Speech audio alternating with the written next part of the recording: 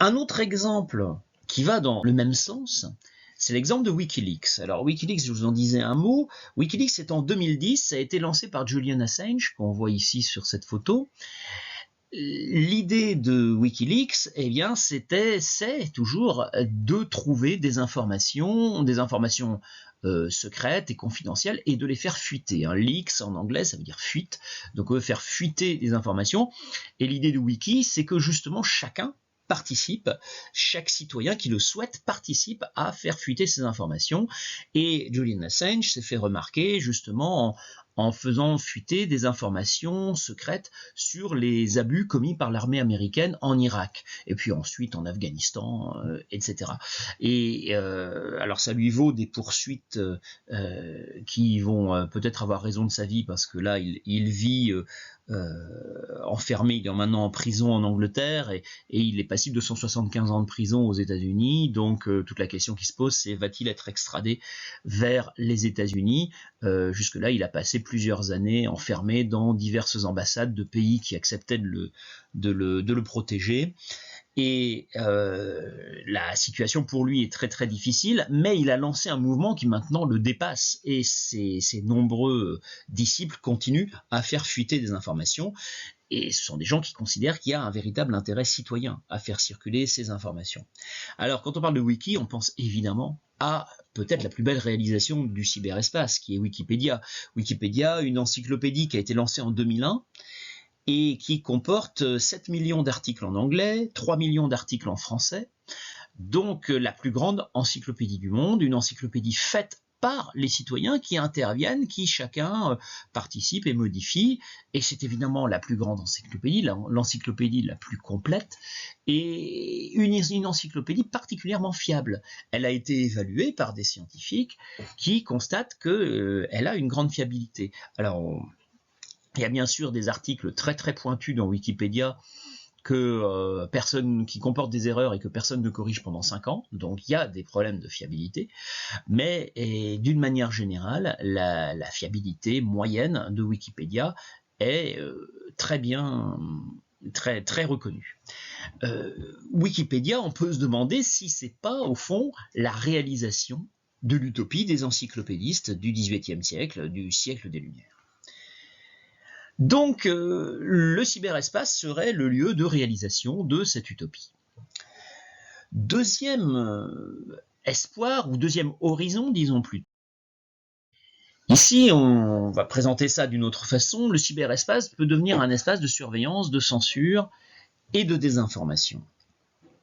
Surveillance, censure et désinformation parce qu'au fond, ceux qui maîtrisent le cyberespace peuvent l'utiliser non plus seulement pour faire circuler de l'information, mais pour assujettir les citoyens, pour les soumettre en contrôlant l'information. Puisque l'information est devenue si importante dans notre société, ceux qui contrôlent l'information ont le pouvoir, et comme tout le monde ne contrôle, enfin, comme l'information circule sur le cyberespace et que tout le monde ne contrôle pas le cyberespace au même niveau, et bien évidemment, certains peuvent utiliser l'information à des fins politiques. Alors, les exemples sont multiples. Le premier a trait à la fois la première et la deuxième couche du cyberespace, c'est par exemple le cas du logiciel Pegasus, qui n'est qu'un exemple entre mille, mais c'est l'exemple qui a fait le plus de bruit. Un logiciel qui a été mis au point en 2013 par une entreprise israélienne, et c'est un logiciel espion pour téléphone portable. Donc il se charge dans un téléphone portable et ensuite il communique le contenu du téléphone portable ainsi que toutes ses communications, et puis même toutes les communications des gens avec qui ce téléphone a été mis en relation. Il communique ça à celui qui a lancé le logiciel. Donc c'est un système extrêmement efficace d'espionnage.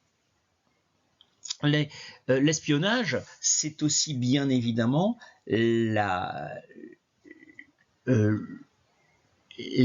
saisie, ou du moins la maîtrise des données à travers votre utilisation du cyberespace. On sait bien sûr qu'à chaque fois qu'on clique sur quelque chose, c'est une information. Ce clic est une information. Il montre que vous préférez quelque chose, que vous aimez quelque chose ou qu'au contraire vous n'aimez pas.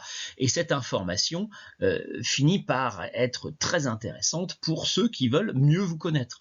Que ce soit des entreprises à des fins commerciales ou les États qui veulent vous espionner. Savoir si vous consultez tel ou tel logiciel ou si vous soutenez telle ou telle idée. Et une fois passé dans la moulinette de l'intelligence artificielle, évidemment, ces informations peuvent finir par donner du sens, parce que ce sont des millions de données pour chaque personne, c'est extrêmement complexe, mais les algorithmes sont de plus en plus efficaces pour traiter toutes ces données, ces masses de données, et pour produire derrière une information. On sait que rien qu'avec la playlist Spotify que l'on fait, on peut deviner, grâce à des algorithmes très bien faits, on peut deviner votre sexe, votre âge et votre nationalité et vos préférences politiques. Donc rien que ça, c'est déjà une information. Alors si vous croisez ça avec de multiples autres informations, évidemment, vous devinez que c'est une mine d'informations pour ceux qui veulent vous espionner. En fait, le problème, c'est la numérisation de nos vies. Nous avons numérisé nos vies, c'est-à-dire que nos vies se passent en grande partie dans le cyberespace, et que tout ce que nous faisons dans le cyberespace laisse des traces, beaucoup plus que dans une vie ordinaire qu'on ne peut pas écouter. Dans le cyberespace, on peut tout écouter. Je vous renvoie là-dessus au film Ready Player One, le film de Spielberg, qui raconte l'histoire d'un jeu virtuel et où on voit que chacun dans le jeu laisse des traces et que ces traces sont évidemment utilisées par des gens, alors en l'occurrence malveillants, hein, c'est le thème du film. Cette numérisation des vies fait donc entrer ceux qui contrôlent le cyberespace dans notre vie privée. Et notre vie privée, c'est aussi nos opinions, nos croyances, des choses qu'on n'a pas forcément envie de partager. Autre exemple, et c'est lié, c'est la censure. Il ne s'agit plus ici seulement de surveillance, il s'agit réellement de bloquer l'information. Et là, on voit que les pays sur ce schéma bloquent les informations pour différentes raisons. Alors vous avez ceux en bleu qui veulent imposer des valeurs traditionnelles, donc comme Singapour, Oman ou le Soudan, qui vont bloquer sur Internet tout ce qui ne va pas dans le sens de ces valeurs traditionnelles. D'autres qui veulent de la stabilité politique, hein, c'est le cas de la Libye, de la Jordanie, de l'Azerbaïdjan.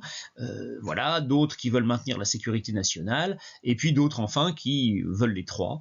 Le champion de tous étant la Corée du Nord, mais derrière bien entendu la Chine. Et là, on est sur une autre dimension avec 1,4 milliard d'habitants et plusieurs centaines de millions d'internautes. Ici, le contrôle de l'information, c'est quelque chose d'extrêmement déterminant.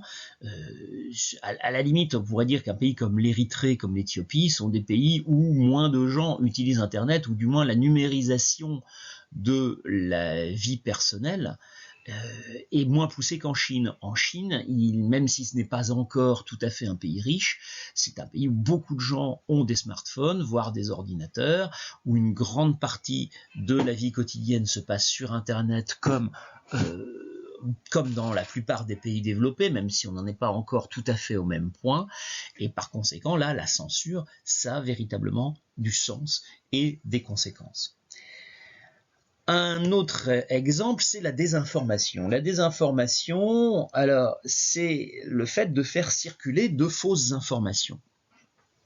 Alors, ici, on voit ce qu'on appelle une usine à trolls. Hein. Un troll, sur Internet, c'est quelqu'un qui fait circuler des informations qui ne sont pas forcément vraies, ou du moins qui vont perturber le fonctionnement ordinaire d'Internet, et c'est devenu une véritable activité. Alors les usines à trolls, c'est pas forcément des lieux matériels où on a réuni des gens qui travaillent ensemble. Parfois c'est des gens qui depuis chez eux font le travail, même 1 heure par jour, et qui sont payés pour ça ou pas, enfin qui le font aussi parfois par conviction politique. On sait à quel point la Russie est allée très loin dans le développement de ce travail à travers des cyberattaques. Alors des cyberattaques qui peuvent consister à perturber le fonctionnement des systèmes web de certains acteurs. Ça peut être d'une entreprise, ça peut être d'une administration, ça peut être de tout un État, ou alors simplement faire circuler des fausses informations. Faire circuler des fausses informations, parce que là on parle de la connaissance, les cyberattaques ça serait tout un autre domaine, mais bon, qui est évidemment très lié. Faire circuler des fausses informations, ça peut être très subtil. Il ne s'agit pas forcément de faire circuler des mensonges, auquel cas on est vraiment dans la propagande pure et simple, la propagande grossière, qui souvent fonctionne assez mal, parce que les citoyens s'en rendent bien compte, et tout de suite on finit par s'en moquer, et grâce à l'horizontalité et à la transparence du cyberespace, on arrive assez bien à ce qu'on appelle à débunker ou à fact-checker les fausses informations qui circulent. La désinformation aujourd'hui c'est beaucoup plus subtil. La désinformation, ça consiste en général à faire circuler des informations qui ne sont pas forcément fausses, mais qui visent à faire douter d'informations vraies. Donc on va créer le doute. On ne va pas faire circuler comme ça directement l'information selon laquelle la Terre est plate. Ça ne marcherait pas.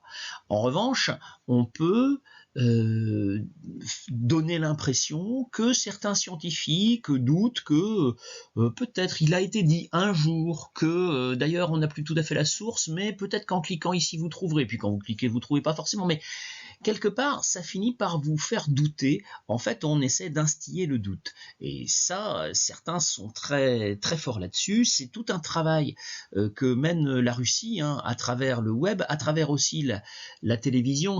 Il y a eu cette chaîne qui a eu beaucoup de succès, qui est interdite depuis l'invasion de l'Ukraine, qui s'appelait RT, ou Russia Today, qui est une chaîne de télévision qui s'adapte à chaque pays, et qui, alors il y a une édition en français, une édition en anglais, une édition en espagnol, c'est international, et chaque édition en fait s'adapte à ce qui pourra faire douter les citoyens. Par exemple, aux États-Unis, Russia Today est franchement d'extrême droite. C'est une chaîne clairement trumpiste, alors que c'est dirigé par les mêmes. La version française était franchement de gauche. Il s'agissait ici d'apporter des doutes du débat, et même plutôt que du débat, de la perturbation dans le débat public. Donc il y a toute une subtilité qui consiste non pas à mentir directement, mais à faire douter. Et on voit que grâce au cyberespace, il y a une véritable industrialisation de la diffusion de ces fake news ou de ces systèmes de doute. Et cette industrialisation est permise en particulier grâce à l'intelligence artificielle. L'intelligence artificielle permet d'identifier ce qui va perturber le débat, ce qui va faire réagir, ce qui va être repartagé derrière, et donc elle peut très facilement diffuser à très grande échelle. Là, il s'agit de millions d'actions, donc des choses qu'une seule personne ne pourrait pas faire, même en cliquant sur sa souris, ça prendrait plusieurs jours. Eh bien, l'intelligence artificielle le fait instantanément. Donc on assiste à une industrialisation de la diffusion des fake news. Et là, la désinformation devient quelque chose d'absolument massif. Troisième origine